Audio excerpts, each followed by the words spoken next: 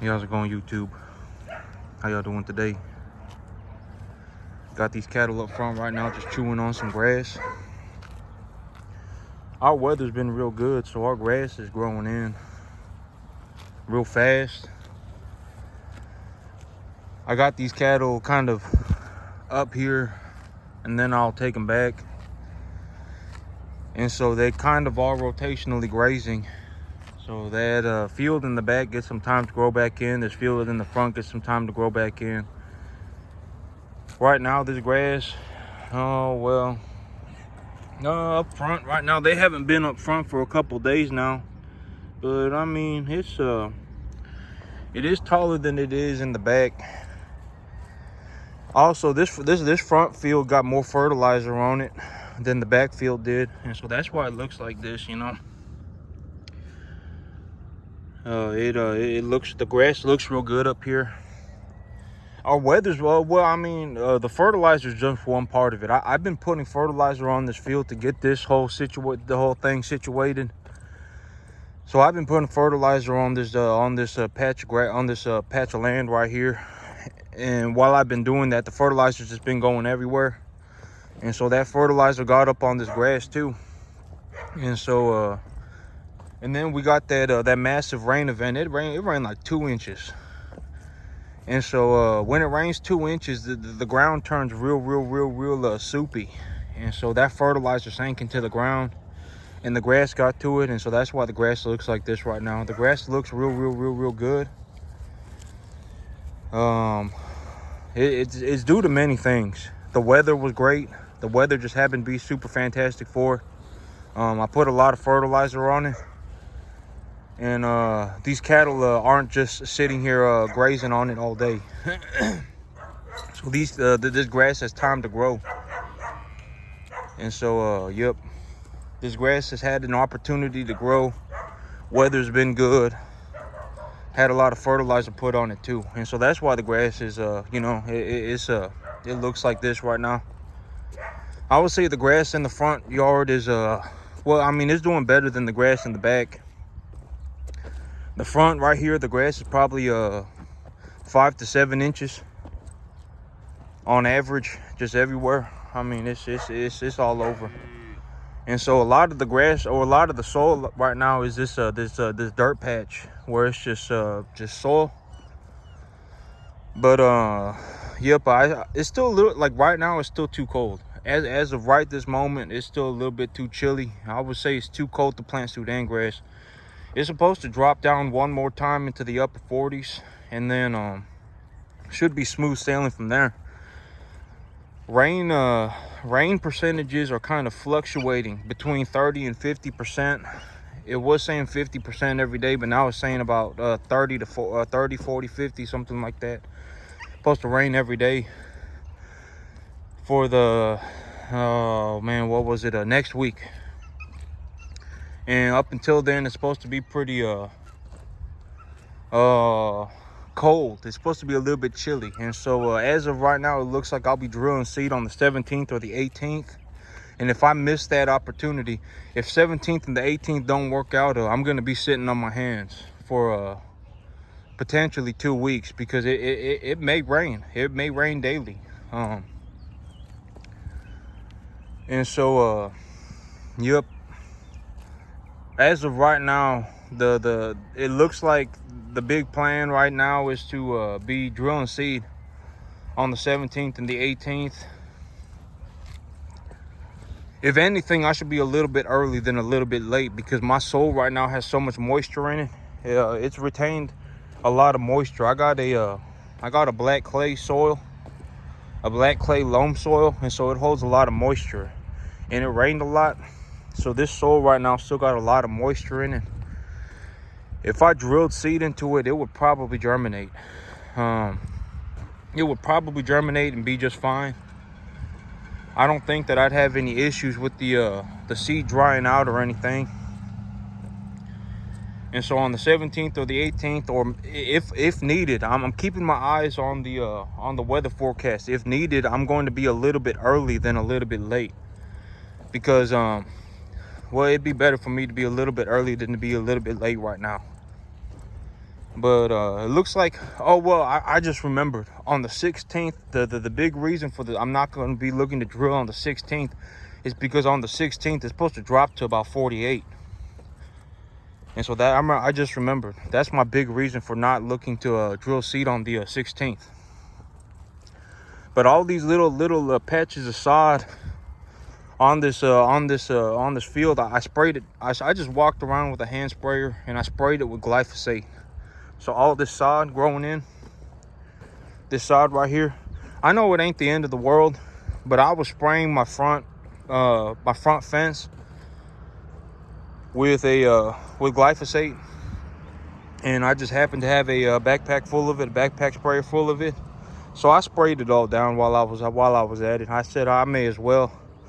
I got some glyphosate solution in the backpack, and so I sprayed it down while I was at it. That was a day or two ago, and so here in about 2 or 3 days, I should be able to drill this seed without any. Yep, the glyphosate, it ain't gonna do anything in terms of pre-emergence, and so I should be able to drill my seed here in about 2-3 days. Yep. That's what it's looking like as of right now. It's still a little bit too cold to plant Sudan grass, but here pretty soon it should be good to go. And these animals, they still got grass up here to eat. I know that this ain't about, I would say about 80%, or I mean, I guess it ain't quite 80. I would say about 70% of this field. He chewing on a rock. Y'all hear that? He needs to spit it out. He will in a second. But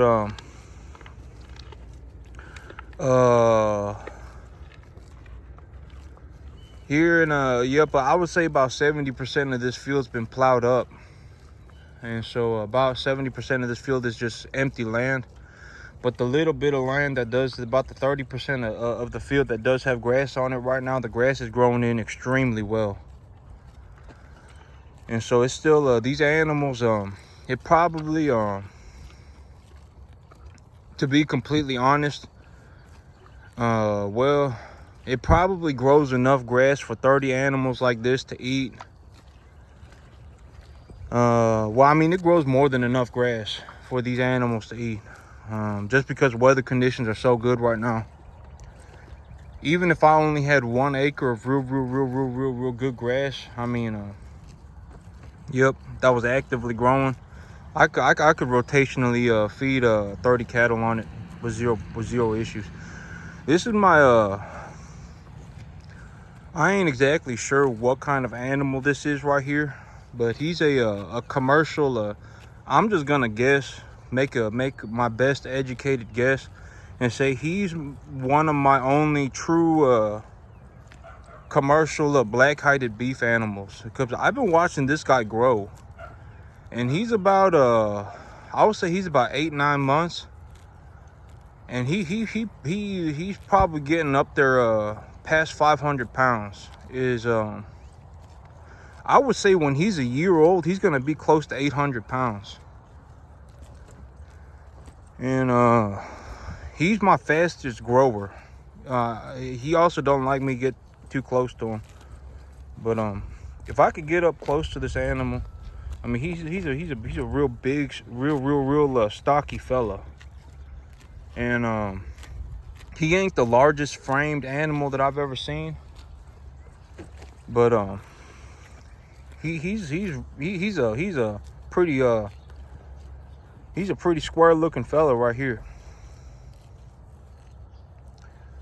But yep, yeah, he's definitely my one of my fastest growers. And then I know that this animal right here, I think he's a beef master. I don't know exactly, but he's also, this one is he's a Brahmin influenced animal, and he's extremely just ripped, a lot of muscle on him, and he's real tall too. He kind of cool looking. He got the brown coat with the white face, He kind of cool looking, but yeah, this one's got a real he's just real tall. He's got real long legs on him, and so yep, that's a pretty good looking animal. And then I got a Jersey cross right there. He been losing hair on his neck too, but yeah, I ain't worried about it. These animals, they for whatever reason, I think that when they're young and they get put on a new farm, they either get stressed out real bad and they start losing hair the next year, or it's something to do with the horn flies or something. But they always it ain't that big of a deal. But yep, these animals, they looking good. I would say, well, I've been thinking about maybe I'd sell these cattle. I was thinking about maybe I sell these cattle and then I'd start it all again from the top, right? Just bring in some lightweights, bring in some maybe I'd go for a 3 or 4 weight this time, because these animals, when I brought them in, they were like a 2.5 weight. They were maybe they were actually under 2.5 weight. They were maybe 225 pounds. And so yep. But I don't know exactly how much this guy gonna weigh. But yep. When I brought this one in, when I brought these in, they were I brought them in a group of 5. And they were 282 pounds on the scale. The 5 of them combined. And so I'm thinking about maybe I'd take these animals back to the market, just make my money on them, and then bring in some lightweights again, and then just start it all over again, and just bring in some lightweight animals, put some weight on them, and then sell them. Because this guy, I don't know exactly how much he's gonna weigh, but he's gonna be pretty hefty. Yep. Yeah, he's got some good legs on him. He's got good well, okay, so bones, the frame of an animal weigh a lot. Like an animal, if they got real thick bones on them, if they got well-developed bones on them, they're going to weigh more. They're going to weigh a lot. Bones and muscle, it weighs more than fat. And so when I see an animal and they got good long legs on them, even if they're not real fat, they're going to be pretty hefty. And so yep, like this guy right here. Oh yeah, I got my sickle bar mower. I don't know if I ever pointed that out, but I did go get this sickle bar mower. This is it right here. I got it. A little bit of rust on the cutter blades, but if you look real close at the cutter blades, they got all the fine little teeth on them, every single last one of them. And so this cutter, it ain't ever been used on anything. And so it's just been sitting, and so the cutter blades got a little bit of rust on it. But realistically, as soon as I start running this machine and that blade rubs up against the other blades, it'll scrape the rust right off of it. And so it's practically brand new, and they gave me a 60% discount on it. And I bought the thing. I think the payment is just about $100 a month. And so yep, this is what I'm going to be using to cut the hay for these animals to eat. But it's a pretty solid looking machine. I think it's yep, made in Italy or something like that.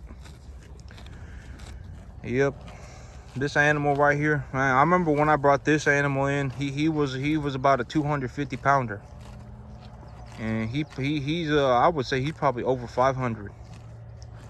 It's a big old fella. When he stands up and he's just standing there like that, he's a big old fella. And so yep, I'm debating if I would like to if I would like to just get rid of these, or not, I ain't gonna say get rid of them, put them back on market, take the money for them. The cattle market's real good right now. But if I cashed out on these cattle and then I had to buy cattle, I may get a high price for these animals, but I gotta buy the animals again at a high price. And so, yep, I'm like, maybe I'd take my bigger animals and I'd get my money for them, take them to the market, get my money for them, and then bring in some lightweights and start it all over again. You know, well, my big thing right now is that I got a buffet. I got pretty much a free buffet for these animals right now. For me to grow enough grass for these animals to eat like this, it cost me maybe $400 a month. And if I can feed animals a grass buffet for $400 a month, you know, I should be feeding animals, right?